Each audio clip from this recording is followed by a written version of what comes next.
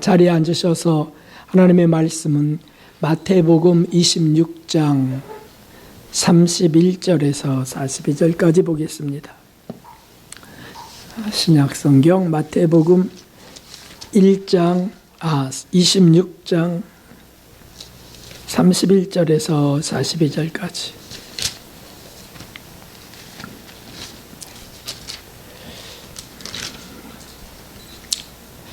저랑 한 절씩 교독하시겠습니다. 31절부터. 때에 예수님께서 제자들에게 이르시되 오늘 밤에 너희가 다 나를 버리리라 기록된 바 내가 목자를 치리니 양의 떼가 흩어지리라 하였느니라. 베드로가 대답하여 가로되 다 주를 버릴지라도 나는 언제든지 버리지 않겠나이다.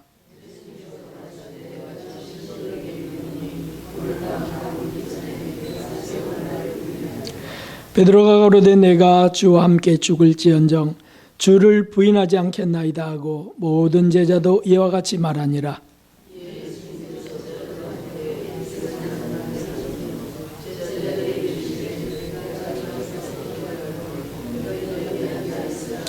베드로와 세베대의 두 아들을 데리고 가실새 고민하고 슬퍼하사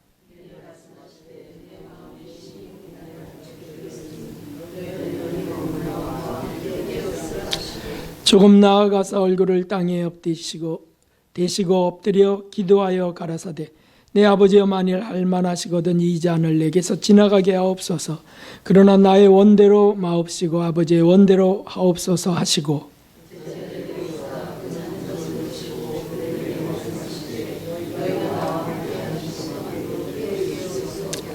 시험에 들지 않게 깨어있어 기도하라. 마음에는 원이로되 육신이 약하도다 하시고 함께 다시 두 번째 나아가 기도하여 가라사대 내 아버지여 만일 내가 마시지 않고는 이 잔이 내게서 지나갈 수 없거든 아버지의 원대로 되기를 원하나이다 하시고 아멘. 할렐루야. 하나님의 은혜로 다시 뵙게 돼서 참으로 감사하고 또 천성 가는 길 같이 동료로서 동지로서 함께 갈 수 있어서 참 감사합니다. 여러분들에게 고맙습니다. 주님을 더 사랑합시다. 인사하겠습니다. 고맙습니다. 주님을 더 사랑합시다. 벌써 사순절이 5주째가 되었습니다.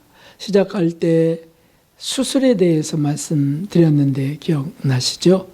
긴급한 첫 번째 수술에 대해서. 그런데 그 다음 주 바로 선교를 떠나게 되어서 좀 어수선해졌습니다. 그래서 주님께 송구함이 많습니다. 이제 다시 새롭게 되기를 원해서 기도하고 또 은혜를 구했습니다. 사실 사순절은 오늘날 현대 교회들에게는 좀 부담스러워서 점점 더 지워지는 절기라 말할 수 있습니다.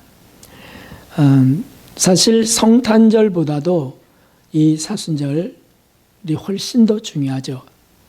왜냐하면 사복음서에 다 기록된 제일 중요한 주제가 바로 이 예수님의 순환과 십자가 사건이기 때문입니다. 사순절에는 그 사람들이 부담을 느끼는 이유가 고난이랄지 절제랄지 금식이랄지 극기랄지 이런 것들이 불편하게 느껴진다 하는 거죠.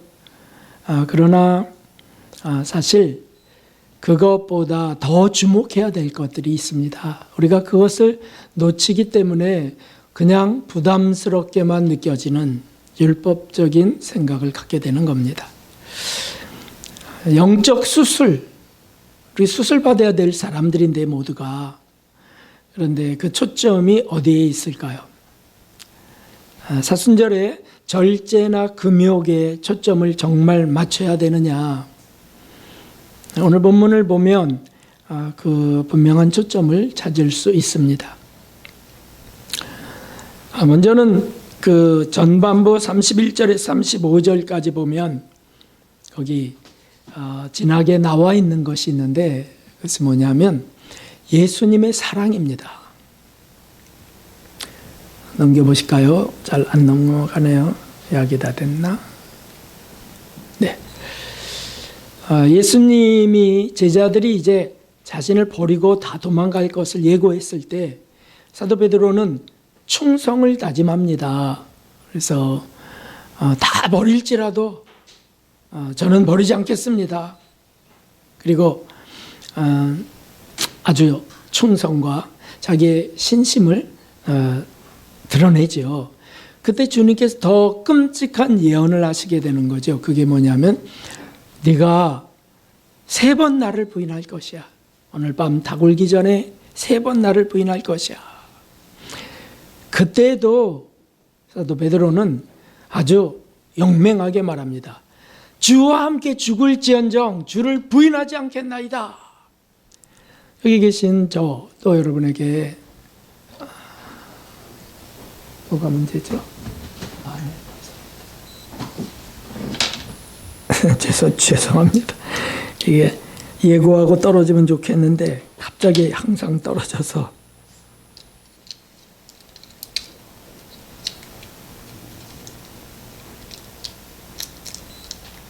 죄송합니다.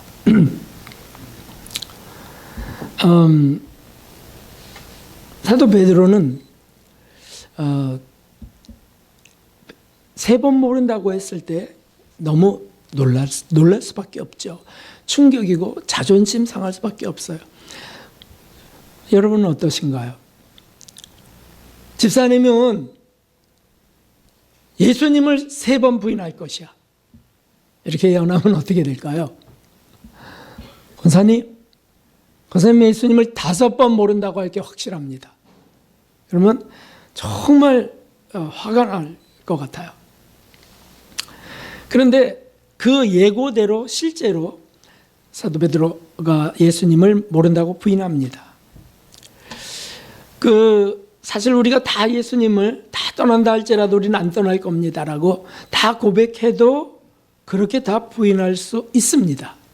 그런 환경이 다가오면 그 순간을 모면하기 위해 살기 위해서 그렇게 될 수 있다는 거죠. 그런데 왜 다 그럴 수 있는데 왜 사도 베드로에게만 그런 시험이 허락됐을까요? 여기 중요한 이유가 있습니다. 주님은 사도 베드로의 충성과 열정을 아셨습니다. 그래서 그의 성정에 또는 그의 충성을 보면서 초대교회 반석이 될 것이야. 주님은 아신 거예요. 그렇게 중요한 사명을 맡기셔야 됐기 때문에 예수님께서는 그에게 실패를 허락하시는 겁니다. 주님은 그가 철저히 회개하기를 원하셨던 거예요. 생각해 보십시오. 그렇게 중책을 맡게 되는 사람이라면 어떻게 해야 되겠는가? 우리 같은 사람이라면 갈고 닦고 계속 연마하게 하고 뭐 그런 생각을 할 수 있어요. 기술을 더 익혀야 되고. 그러나 예수님은 그렇지 않으시다는 거예요. 실패해야 되리라. 그래야 용서의 주님을, 그래도 안 되는데요. 아마 용서하시는 주님을 사랑하게 되기 때문입니다. 주님을 내가 사랑한다는 것은 이기적인 것은 아닐까요? 내게 무엇을 주셔서 나를 잘 살게 해서 부자가 되게 해서 그래 사랑한다면 너무 자기중심적인 이기적인 마음이죠. 그런데 주님을 내가 사랑하는 이유가 나 같은 자를 받아주셔서 나처럼 더러운 자를 또 용서하셔서 품어주셔서라고 한다면 그것은 사랑이라는 것이에요. 용서의 주님을 사랑할 수 있는 것. 주님이 그걸 원하신 거예요. 네가 나를 사랑하느냐라고 3번을 물으신 이유가 거기에 있습니다.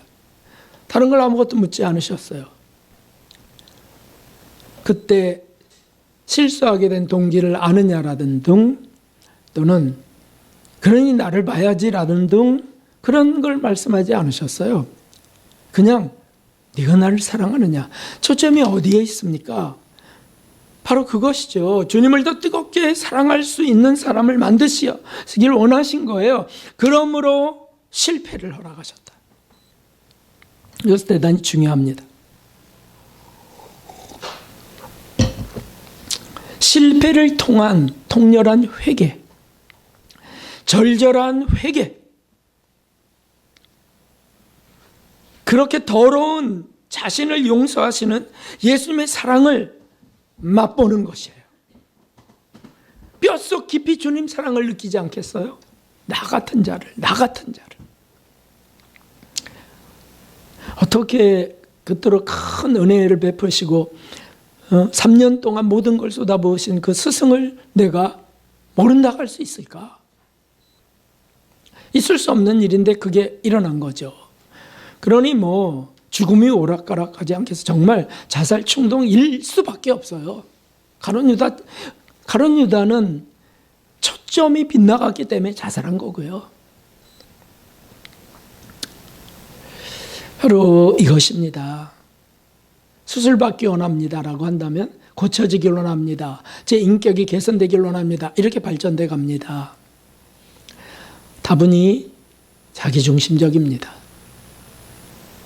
예수님 중심적이라는 것은 나 같은 자를, 나같이 처참한 자, 나같이 비열한 자, 교만한 자, 음란하고 또 아주 잔꾀가 능한 자, 내 멋대로 살기 원했던 자, 나를 용서하시는 주님이시다.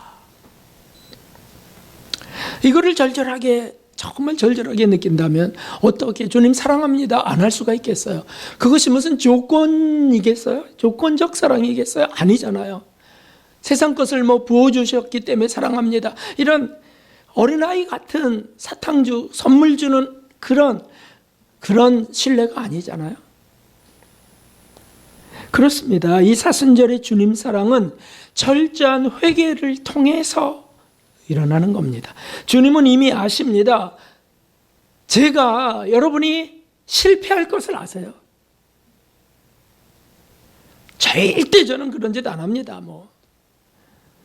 죽으면 죽었지 절대 안 합니다. 그게 베드로였다고요. 그것을 철저히 회개하기를 원하세요. 성공하기를 원하시지 않아요. 회개하기를 원하세요. 그리고는 네가 나를 사랑하느냐, 나를 정말 사랑하느냐, 주님을 의지하기 원하시는 겁니다. 용맹한 절제 할 수만 있다면 참 좋겠어요. 금식 할 수만 있다면 너무 감사하죠. 그런데 그렇게 해서 자신 있어지고 그리고 자랑스러워진다면 아니요. 회개할 실패가 오는 것이 더 낫습니다. 사랑이 그 속에 있기 때문입니다. 주님을 사랑한다는 자는 반드시 회개하는 자입니다. 주님을 사랑한다는 자는 말씀을 지키려는 자요. 말씀을 못 지킬 것이 우리 속에 내재되어 있어요. 그러므로 회개하는 자라는 거예요. 자신의 불결을 회개하고요, 비겁을 회개하고 불순함을 회개하는 것. 급하게 욕망이 일어나고 급하게 화가 치솟고 비인격적인, 아주 몰인격적인 그런 창피한 일이 터졌을 때, 그렇죠, 드디어 주님을 사랑할 시간이 온 것입니다. 그걸 회개하는 것이 회개. 사순절의 주님은 바로 그것입니다. 주님 사랑, 그것은 바로 회개. 사순절 회개하는 시간이죠. 회개하는 시간. 그래서 이번 사순절은 정말 잘 지냈어요, 은혜 가운데 라고 떳떳하고 자랑스러워졌다면 잘 지내신 것이 아니에요. 이번 사순절에 저는 너무 비참했습니다. 정말 주님의 마음을 기쁘게 해드린 게 없는 것 같아요. 저 너무 오히려 더 정과 욕에 빠졌던 것 같습니다. 이렇게 회개를 한다면 주님을 기쁘시게 할걸요. 물론 지켜야죠. 예배도 빠져가면서 뭐 기도도 안 해가면서 방자하게 살면서 방탕하게 살면서 저는 회개하는 자를 사랑하세요 라고 하는 것은 거짓된 것이죠. 분명히 말씀하시기를 내가 의인을 부르러 온 것이 아니요 죄인을 불러 회개시키러 왔다 말씀하셨습니다. 그것이 얼마나 우리에게 큰 위로가 되는지. 그런데 이런 말씀들이 분명히 증거하고 있습니다. 한번 보실까요? 같이 한번 읽어봅시다. 로마서 2장 4절. 내가 하나님의 인자하심이 너를 인도하여 회개케 하심을 알지 못하여 그의 인자하심과 용납하심과 길이 참으심의 풍성함을 멸시하느냐. 너를 인도하여 회개케 하시려고 하신 것을 네가 알지 못하느냐. 그리고 그 풍성함을 멸시하느냐. 회개 안 하는 사람에게 대한 내용이잖아요. 베드로후서 3장 9절. 주의 약속은 어떤 이에 더디다고 생각하는 것 같이 더딘 것이 아니라 오직 너희를 대하여 오래 참으사 아무도 멸망치 않고 다 회개하게 이르기를 원하시느니라. 왜 급하게 나타나시지 않으실까요? 누가 잘못하면 금세 왜 짠 하고 나타나셔서 좀 야단도 치고 매도 대시고 하면 참 좋으실 텐데 왜 아무 일도 안 일어나는 일들이 그런 시간들이 왜 자꾸 이어지죠? 다 회개하게 이르기를 원하세요. 가족 중에 어느 누구가 곁길로 갈 때 잘못된 일을 갈 때 그를 좀 쳐서라도 다리 멍댕이 뭐 이런 기도 해가면서 고쳐줘야 되지 않습니까? 라고 하세요. 아니요. 그를 통하여 다 회개하기를 원하세요. 하나님의 지혜를 어떻게 우리가 엿보겠습니까? 이 잔머리로 어떻게 그 무한함을 다할 수 있겠습니까? 어림도 없습니다. 그러나 성경이 이렇게 기록됐으니까 다 회개하기를 원하시는구나. 나는 물론이거니와 가족들도 우리 교회도 나라도 공동체는 말할 것도 없고요. 마지막 한 구절을 읽어볼까요? 크게 읽어봅시다. 내가 사랑하는 자를 책망하여 징계하노니 그러므로 내가 열심을 내라 회개하라. 아멘. 목사님에게 주신 거죠. 라오디게아 목사님. 그는 중책을 가진 자니까 열심을 내라 회개하라. 주님이 저를 정말 사랑하신다는 증거는 제가 회개케 되는 일 속에 있어요. 잘 아시는 정근모 박사님이 있습니다. 그는 나는 위대한 과학자보다 신실한 크리스천이고 싶다 할 정도로 신심이 아주 특별한 분이시기도 했습니다. 그분의 그 양력은 대단하죠. 천재예요, 천재. 서울 물리대 나오고 뭐 프린스턴대 핵융합 연구원이었고 MIT 공대 핵공학 연구원, 카이스트 설립, 과기처 장관 이런 것들을 쭉 계셨어요. 근데 그가 그런 것들보다 더 중요시하는 것이 있는데 헤비타트 아시죠? 한국 사랑의 집짓기 거기 이사장 하셨고 민족화학 기도회 대표, 미국 조찬 기도회 순회 대사, 그리고 교회에서는 장로입니다. 그래서 그의 그 경력은 육적으로도 영적으로도 화려합니다. 참 자랑스럽죠. 근데 그가 더 힘쓰고 중요시하는 초점이 있어요. 초점. 그것은 회개입니다. 회개. 매치가 잘 되시나요? 그런 분들이 회개를 할 수 있을까? 하나님이 그렇게 만드시죠. 인간의 잘못을 통하여 기회를 선용하세요. 참 열심히 살아가던 그에게 어느 날 두 가지 자신의 지혜와 힘으로 할 수 없는 일이 발생하게 됩니다. 그게 뭐냐면 하나는 간염이 발생해. 자신의 간염. 그런 분들은 사실은 그 자신에 대한 그 절제 또는 그 탐욕스러운 삶을 살지 않잖아요. 자기 관리가 철저하시잖아요. 근데 간염이 발생했어요. 그리고 아들이 있는데 아들이 천재예요. 아들도 천재예요. 진우라고 하는 아들이 있었는데 신장염이 걸렸는데 불치병이었어요. 고치질 못합니다. 그럼 어떻게 됩니까? 신장을 결국 이식 수술을 받아야 됩니다. 그러니까 정말 잘 나가던 그에게 하나님이 축복하시고 복 주셔서 잘 되던 그에게 이런 일이 터졌으니 얼마나 놀랬겠어요. 그래서 어떻게 따졌겠어요? 하나님께 이렇게 따졌어요. 열심히 양심적으로 살아온 내게 왜 이런 고통을 주십니까? 내가 무슨 큰 죄라도 지었단 말입니까? 막 따집니다. 그건 화가 나니까. 그리고 설상가상으로 몇 년 뒤에 아내와 그 아들이 교통사고를 당해서 입원합니다. 참 저도 이제 인생의 그 여정이 꺾어져서 내려가고 있지 않습니까?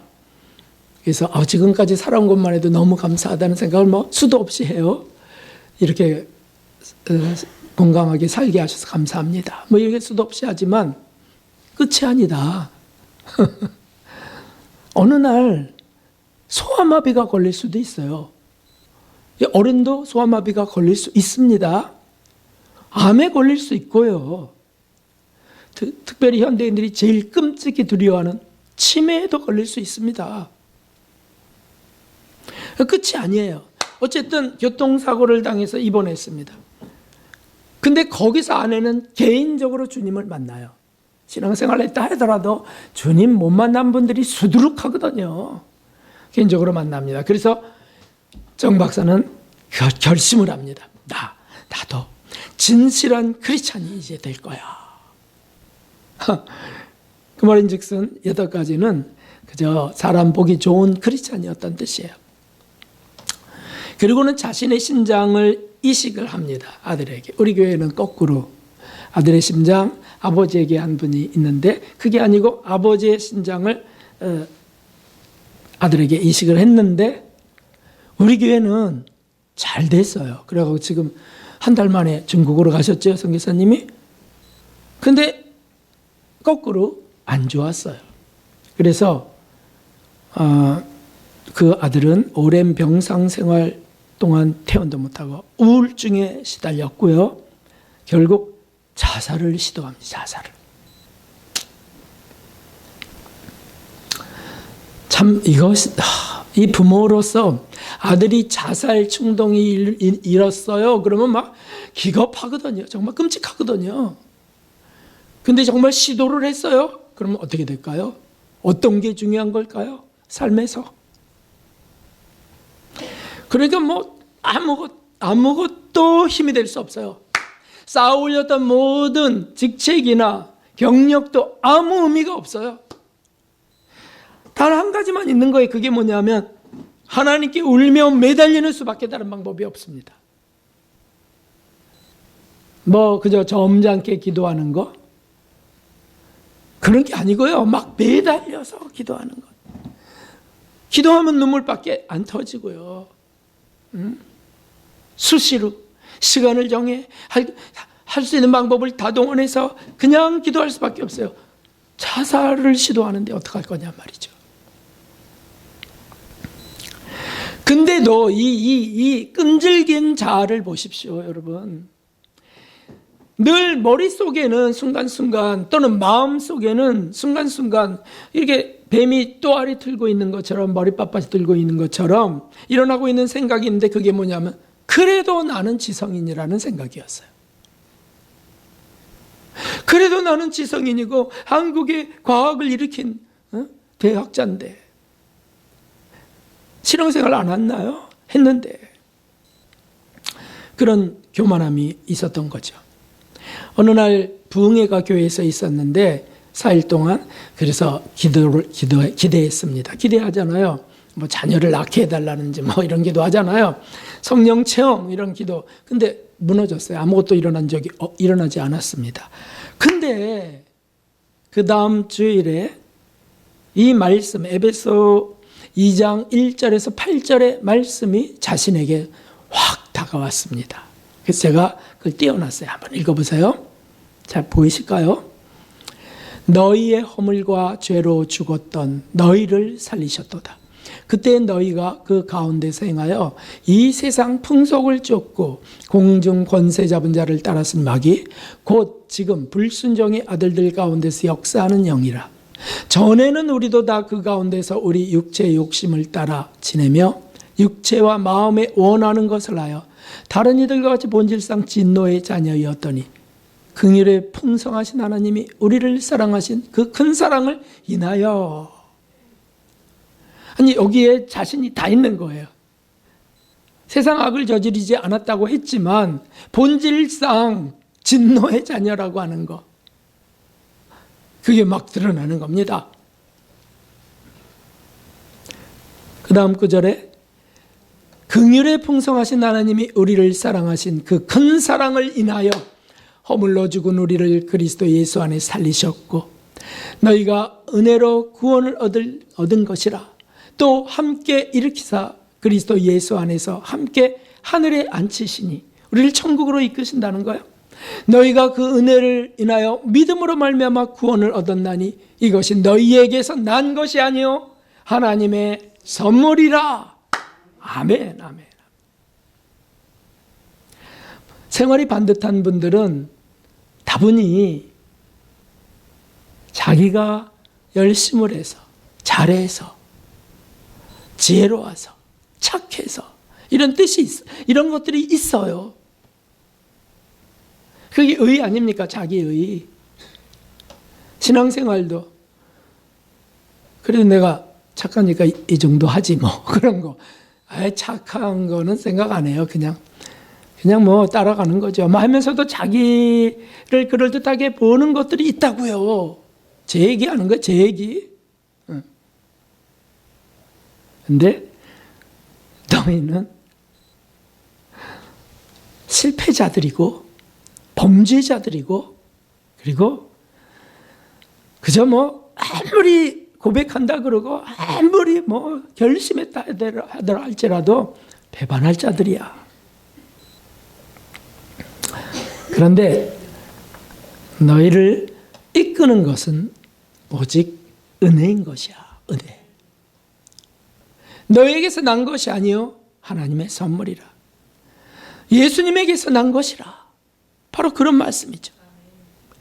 이 말씀이 자신에게 들어와서 막 눈물이 흐르는 걸 주체할 수 없어요. 그렇습니다. 제가 잘난 것이 하나도 없으면서도 잘난 체하며 살았습니다.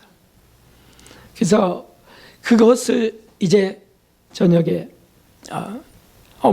이 은혜가 크게 임하면서 음성도 들리는 거예요. 음성. 그게 뭐였냐면 너의 아들이 진우가 너를 위하여 십자가 졌는데 너는 한 번이라도 아들에 대해 감사해 보았더냐. 이게 무슨 소리예요? 그 아들은 저의 도움이 없이는 살 수 없는 제 신장도 떼어줬는데요. 그리고 아들은 부모에게 효도해야 되는 거지 부모가 아들에게 효도합니까? 뭐 이런 거.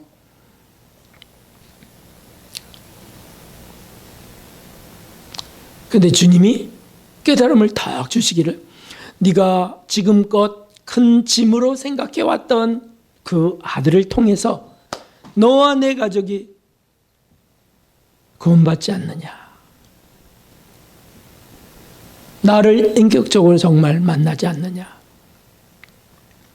사실 이 정 박사님은 그냥 거의 99.9%가 육적인 것만으로 가득한 거예요. 이해가 되시죠? 고상하고 인격적이고 학자여도 육적인 사람이라고요. 네. 육체적 사람이라고요. 이 땅의 것을 추구하는 사람이라고요. 신앙인들도 마찬가지라고요. 근데 하나님은 영적인 것을 더 중하게 생각하는구나 라고 하는 걸 아는 거예요. 그날 밤 그는 통곡하고 오열하고 체면도 위신 뭐 다 필요 없어졌어요. 천재 다 필요 없어요. 업적하기 의미가 없어요.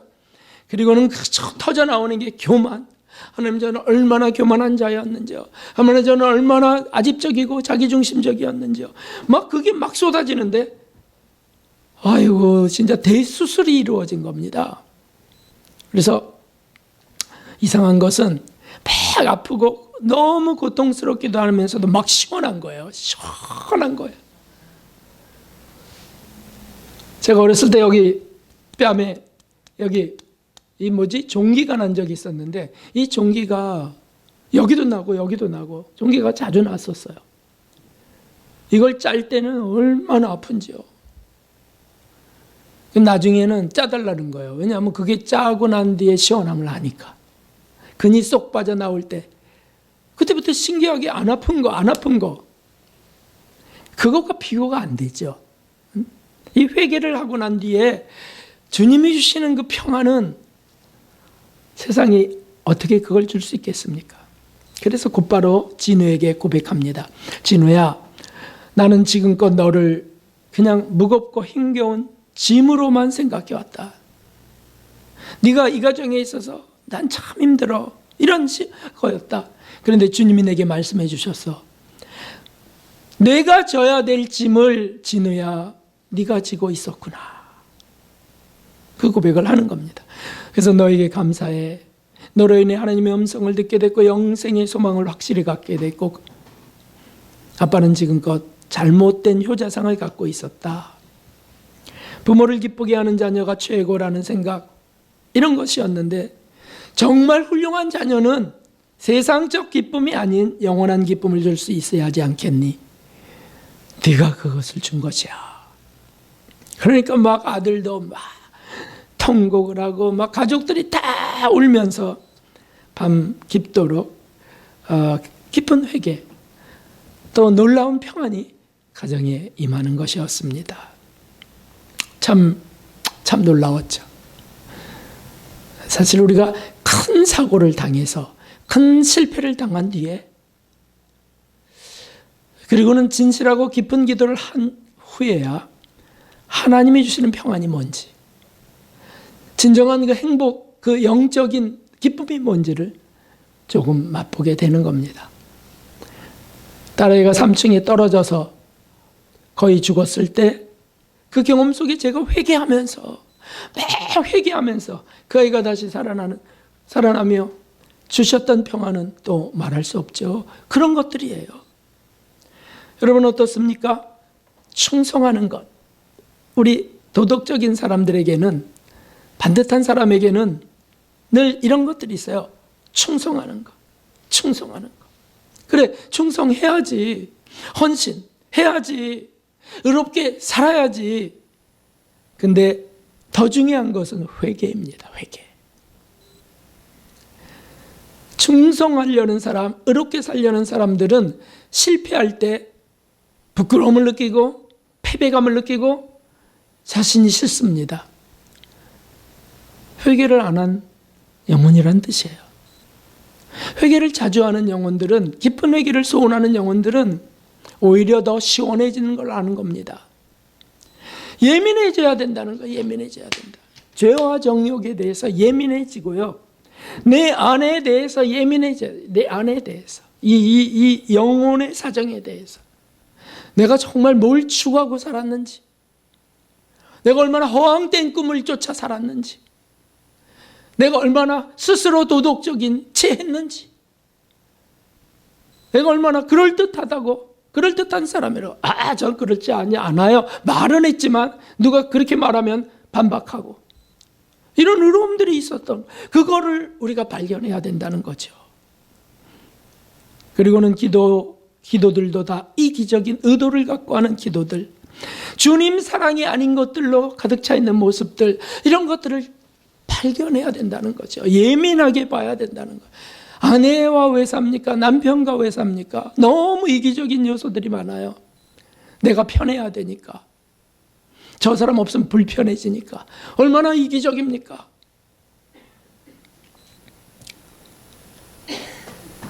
그런 모든 것들을 회개해야 된다는 거예요. 저는요, 얼마나 이기적인 자인지, 얼마나 남을 이용해 먹고 살려는 자인지, 심지어 아내를 이용해 먹고 살려 하고요, 자식을 이용해 먹고 살려 하는 자입니다. 이런 고백이 터져야 된다는 뜻입니다. 우리 삶에는 육적인 것이 너무 많습니다. 말에도 육적인 것이 많지만 삶에도 많습니다. 먹는 것은 무엇을 위해 먹습니까? 정말 살기 위해서 먹나요?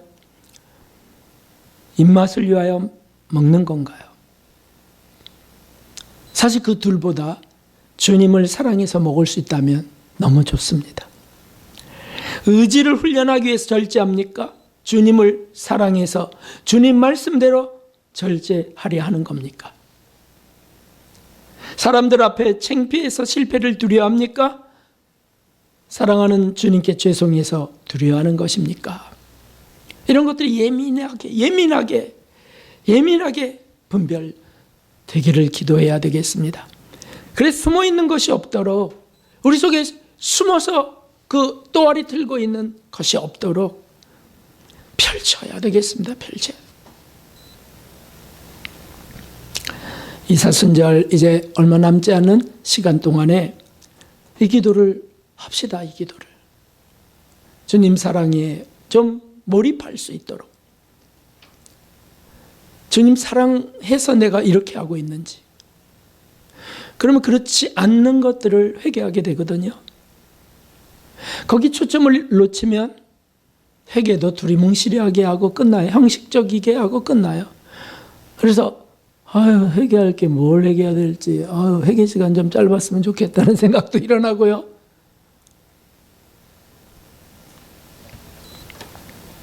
바로 그런 남은 기간 되어서 정말 주님을 사랑합니다. 좀 눈에 좀 눈물이 좀 흐를 수 있으면 얼마나 좋을까. 눈물을 달라고도 기도합시다. 두 번째, 이 사순절에 주목해야 될 것은 예수님의 고민과 슬픔입니다. 초점이 거기에 있어야 됩니다. 주님이 얼마나 힘드셨으면 그 어린애 같은 제자들에게 도움을 청하셔야 됐겠습니까? 38절에도 40절에도 나를 위하여 기도할 수 없겠니? 1시 동안이라도 깨어 있을 수 없겠니? 아니 어떻게 잠자는 사람 피곤한 거 아시거든요, 주님이. 근데 그걸 깨워서 기도해 달라고 할 수 있을까? 우리 주님이 어떻게 그럴 수 있을까? 주님의 권세가 추락하는 거 아닌가요? 그런데 아니요, 더 진실하시고 주님다우셨습니다. 희생 제물의 사역이 쉽다면 죄인의 구원은 싼 맛일 겁니다. 싼 값일 겁니다. 주님은 그렇게 힘들고 어려운 사역을 감당하시려 정말 고민하고 슬퍼하셨어요. 그게 그렇게 어렵기 때문에. 성경의 핵심 진리의 속죄 복음에서 우리가 잘 들어서 알고 있습니다. 여호와를 위한 제물, 아사셀을 위한 제물. 여호와를 위한 제물은 죄를 지었기 때문에 죽임을 당해야 되는, 피 흘려 죽임을 당해야 되는 제물이에요. 그래서 죽으셨어요. 피 흘림이 없음 즉 죄사함이 없기 때문에 다 흘리셨어요. 아사셀을 위한 제물은 죄 지은 영혼은 지옥에 던져져야 되는 것이에요. 그거를 대신 담당해야 되는 제물이에요.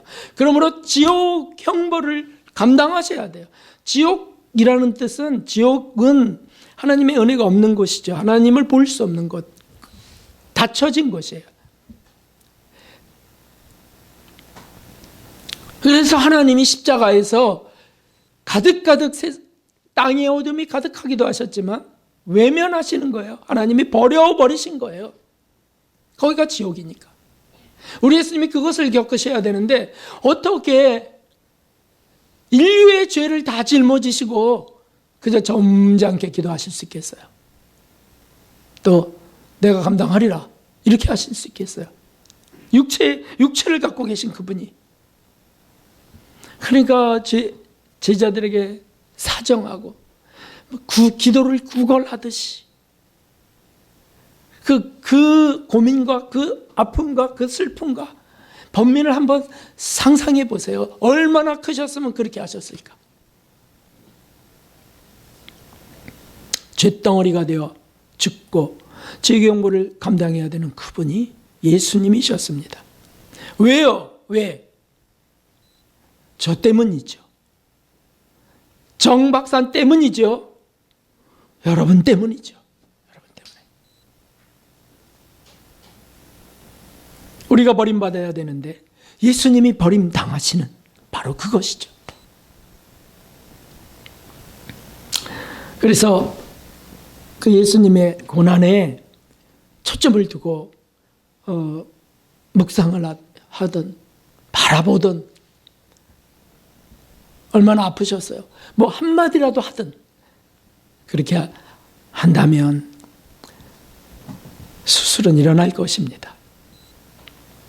적어도 우리가 이 시간에, 이 기간에 우리의 아픔이나 우리 현실의 그 고통들, 그런 것이 있다면, 괴롭고 힘든 것이 우리 가족 속에 있거나 해결 안 되는 것들이 정말 내 앞에 있을 때 그거 해결해 달라고 기도하지 마십시오.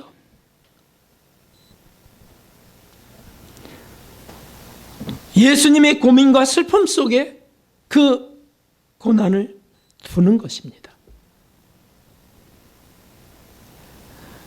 나를 바라보면서, 나의 현실을 바라보며 나의 고통과 나의 문제를 바라보면서 해결해 달라고 하지 말고 그 예수님의 십자가의 고난과 그 외로움과 그 번민 속에서 내 것이 거기 있다라고 하는 걸 보는 겁니다.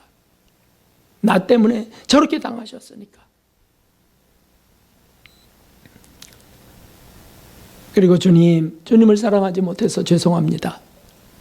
하나님, 제가 제 멋대로 살았습니다. 뭐 그때서부터 일어나는 회개는 성령의 감동으로 일어나는 것들이죠.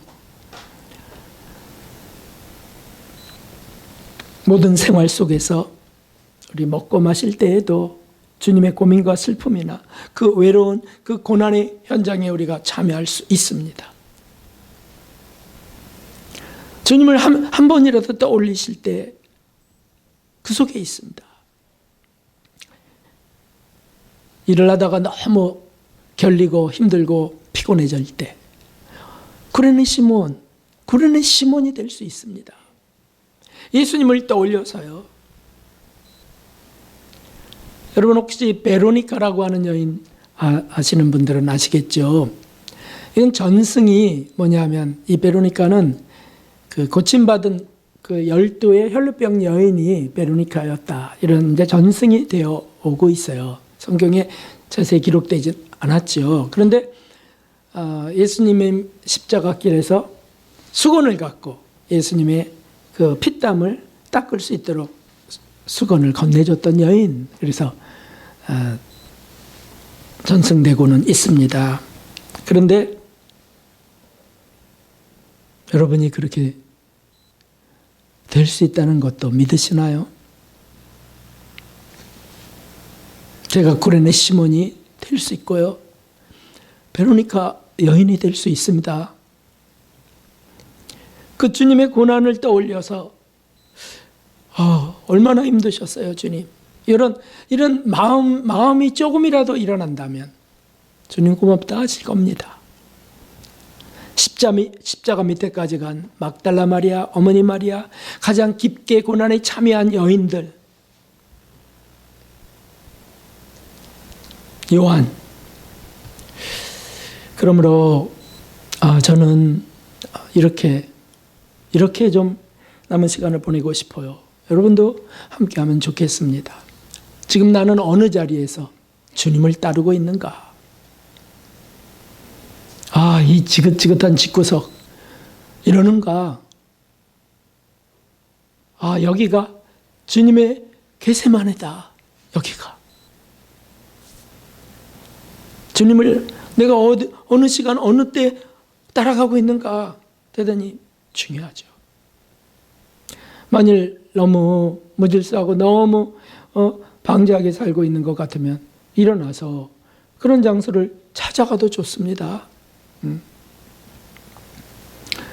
최근에 오랫동안 못 갔던 1년 남짓 여만에 선생님 묘소에 갔다 왔어요, 대천을. 그런데 가니까 벌써 딱 앉으니까 하관 예배 드릴 때 제가 그 언덕, 둔덕에서 예배를 인도했던 모습들, 막 20년 전에 그 일이 주마등처럼 지나가는 거예요. 막 조객들이 행렬을 지어왔던 거. 그리고 그때 그 기도했던 그 마음들, 진실했던 마음들이 떠오르면서 나는 얼마나 지금 멀리 있는가라는 생각이 들더라고요. 너무너무 내 멋대로 정말 살고 있구나. 그래서 1시간 반 동안 기도를 드리면서 뭐 교회를 위해, 공동체를 위해서 뭐 이런 기도 저런 기도, 그 개인의 그 고통을 위해서 뭐 기도들을 하지만 제일 중심의 기도는 회개 기도였어요. 회개 기도. 태만했던 거, 정과역에 매였던 거, 부족한 헌신과 사랑하지 못했던 거, 뭐 그런 거지만 예수님 옆에 없었습니다. 그런 게 좀 부담스러워서 좀 떠나고 좀 외면하고 이런 것들이죠. 사랑하는 성도 여러분, 성인들과 순교자들은 왜 그렇게 그런 삶을 살고 왜 그렇게 죽어갔을까요? 스테반 집사님은 왜 그렇게 돌에 맞으며 죽어갔고, 베드로는 왜 거꾸로 십자가에 달려 죽어갔고, 왜 불타는 횃불이 되어 죽어갔고, 사자밥이 되어 죽어갔고, 장애인이었던 선생님은, 스승은 왜 그거 못 고치고, 그 믿음으로 그거 못 고치시고 죽는 날까지 그 고통 속에 당뇨에 걸리시고, 고혈압에 걸리시고, 고지혈에 걸리시고 결국 폐결핵으로 돌아가십니까? 왜? 우리가 육의 눈으로 보면 그건 다 실패. 그런데 영의 눈으로 보면 주님을 가까이 섬기기 위해서, 주님 가까이 살기 위해서 애를 썼던 모습들이 그분들을 통해서 발견되는 거예요. 애를 쓰고 애를 쓰면서. 그렇게 해야만 믿음인가요? 맞습니다요. 그게 진짜 진실한 믿음이죠. 주님에 대한 사랑이 없다면 이해할 수 없는 믿음이고요. 주님에 대한 사랑이 자꾸 일어나는 분이라면 더 사모하게 되는 믿음입니다. 그게 그냥 세상 복이나 구하던 기회주의자들, 그런 사람들 앞에, 그런 고난 앞에 돌아서고 말 뿐입니다. 잘 살려고 믿는 거지 뭐, 가정이 행복하려고 믿는 거지 뭐, 그런 식이에요. 그런데 그 가정에 누가 아프다 그러면 왜 이런 아픔을 주시냐고요. 가정을 행복하게 하셔야 될 분이 왜 이런 애를 주셨냐고요. 이런다는 거예요. 얼마나 육적으로 순식간에 돌았어요. 얼마나 예수님을 사랑한다고 하면서도 얼마나 순식간에 모른다고 부인하는 거냐고요, 우리가. 그러므로 우리가 정말 잘 사는지 돌아봐야 되겠습니다. 얼마 남지 않은 이 시간에 우리 이 질문들을 좀 깊게 해봅시다. 나는 주님을 얼만큼이나 사랑하는가? 그러면 뭐 충성, 헌신, 금식 이렇게 생각하지 말고요. 사랑한다고 정말 고백이나 하느냐?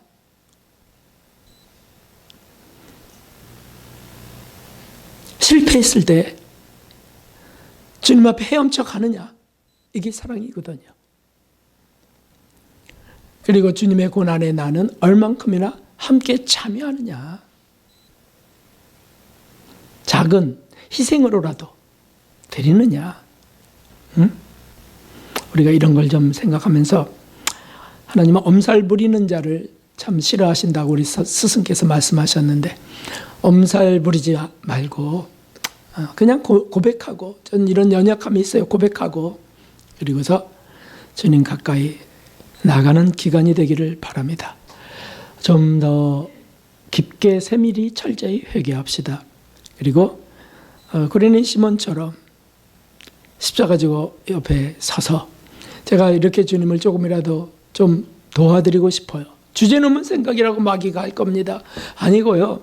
그냥 사랑으로 끌어서 옆에 세워주신 그 은혜 속에 있는 것 뿐입니다. 주님 사랑으로 회개하며 주님 고난의 사랑으로 참여하는 남은 시간 되기를 주님의 이름으로 축원합니다.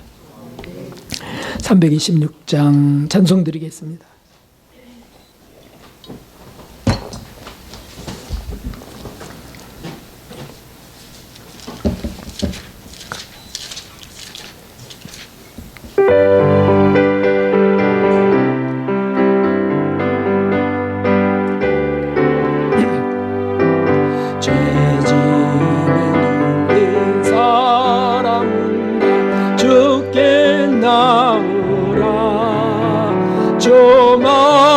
가슴 의지할 때 평안 얻으리.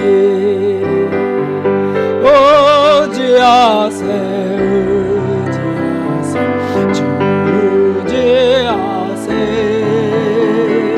구하시네 구하시네 큰 기쁨 주신 주께서 보혈을 흘렸네.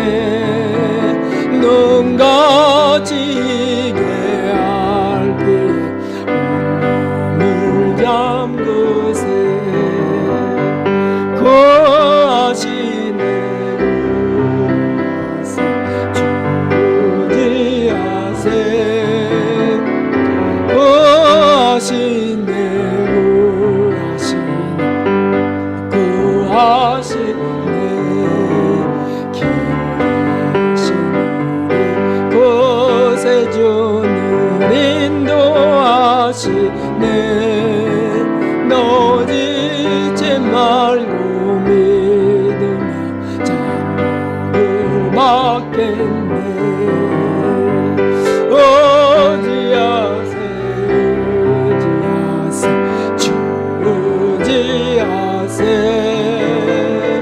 구하시네 구하시네 이 손에 하나 되어서 영광 길행하. 우리 감사하여 박수하면서 드리겠습니다. 없는 은혜 받아서 우리 아멘. 의지하세 의지하세 주 의지하세 구하시네 구하시네. 하는 말씀 생각하시며 우리 기도합시다. 회개합시다. 주님, 오 하나님 아버지, 오 하나님 아버지, 오 하나님, 주님이여 오늘 말씀으로 이루하심을 감사합니다. 하나님이여 하나님이여 들으라하셨사오니 듣겠나이다. 오 하나님이여 들으라하셨사오니 지어자를 사오니 하나님이여 소하여 주시오. 오 하나님을 들으시오나나 아버지여 아버지여 오늘 주님이여 비행고 오 하나님이여 주님 앞에 주님이여 죄 있는 모습으로 고백합니다. 하나님이여 용서를 구하는 자에게 오늘 실패를 주님이여 고백하며 또 주님이여 아버지 아버지여 주께 사랑하는 구하심을 감사합니다. 오 하나님 타인을 통하여 가족을 통하여 저를 깨우시고 구하는 줄 믿사오. 오 하나님이여 길을 내주시오. 주님이여 이끌어 주시옵소서. 오 하나님이여 하나님 가장 큰 죄인이 여기 오 하나님 가장 큰 죄인이 가정에서 오 하나님 불쌍히 저를 용서하여 주시오. 오 하나님이여 주의 풍성한 자비와 긍휼이 주님의 마음을 주소 역사의 속에 이끌어 주시옵소서. 아버지여 인도해 주시오. 오 하나님 주님이여 주님이여 돌봐주세요. 인도해 주시옵소서. 가득한 자비와 무한한 긍휼과 사랑을 갖고 우리를 이끄시는 하나님 아버지, 오늘도 주님이여 참으로 바리새인처럼 울어왔던 우리들을 오 하나님 저희들을 보게 하시고 주님 앞에 고백하게 하시니 감사합니다. 내가 벗어야 되는 그런 죄인이었는데 저로 인하여 저를 구원하시려고 가족을 아프게 하신 아버지, 자녀를 아프게 하시는 아버지, 오 자비를 베풀어 주시옵소서. 하나님이여 영적인 것으로 오 하나님 살기를 소원하며 하늘로부터는 평안을 맛보기를 소원하며 다 토하여 고백한 뒤에 주님이 주시는 기쁨을 얻기 원하나이다. 오 남은 시간 하나님 무엇을 했다 무엇을 잃었다 자랑하지 말게 하시고 하나님 그저 주님을 더 사랑하길 원하며 주님 고난에 저의 모든 삶이 하나님 그 속에 있길 원하는 기도로 나아갈 수 있게 하여 주시옵소서. 하나님, 어려울 때 오히려 더 주님 가까이 있는 줄 믿사오니 주여 주님 손 꼭 붙들어 주시고 하나님 끝까지 저희를 포기하지 말아 주시옵소서. 참으로 감사드리옵고 이 단체와 이 나라를 긍휼히 여겨주시기를 바라오며 예수 그리스도의 이름으로 기도하옵나이다. 아멘. 감사합니다. 우리 여호와 샬롬 인사드리겠습니다. 여호와 샬롬. 감사합니다. 오늘 우리 연성 청년이 왔군요. 아유 참 반갑고 감사합니다. 다음 주에도 올 거죠? 연성 청년 다음 주에도. 그래요. 감사합니다. 고맙습니다. 네, 이제 일어나서 아니고요. 제가 좀 정신이 좀 없어요 요새. 사순절 다섯째 주 교회 소식 보겠습니다. 이제 다시 십자가의 사랑으로 우리를 구원하신 주님을 더욱 주목하며 고난에 동참합시다. 밤 9시 기도로 주님께 나아가기를 바랍니다. 기도 제목이 많겠습니까? 그냥 오늘 말씀드린 것만 생각하시고 고백해도 충분합니다. 충분합니다. 그리고는 성령이 인도하시는 대로 하시면 되겠고요. 식사 후 1시에는 재직회가 있습니다. 4층에서 찬양 예배는 1시 40분에 성경의 핵심 진리 연구로 드립니다. 네. 네. 혹 빠진 광고 있으신가요? 제가 자꾸 잊어버려서 죄송합니다. 네. 그럼 일어나셔서 주기도 드리신 뒤에 축도로 마치겠습니다. 하늘에 계신 우리 아버지시여, 이름이 거룩히 여김을 받으시오며 나라가 임하옵시며 뜻이 하늘에서 이루어진 것 같이 땅에서도 이루어지이다. 오늘날 우리 일용할 양식을 주옵시고 우리가 우리에게 죄 지은 자를 사하여 준 것 같이 우리의 죄를 사하여 주옵시고 우리를 시험에 들게 하지 마옵시며 다만 악에서 구하옵소서. 되게 나라와 권세와 영광이 아버지께 영원히 있사옵나이다. 아멘. 이제는 우리의 구주 예수 그리스도의 무한하신 은혜와 하나님 아버지의 한량없는 사랑과 성령 하나님의 회개케 하시며 감동하시며 거룩한 열매를 맺게 하시는 그 놀라운 은총이 오늘 회개하며 나아가는 모든 이들 위해 남은 기간 주님을 더 사랑하기 원하는 모든 소원 위에 이제로부터 영원까지 함께 하시옵기를 진심으로 축원하옵나이다. 아멘.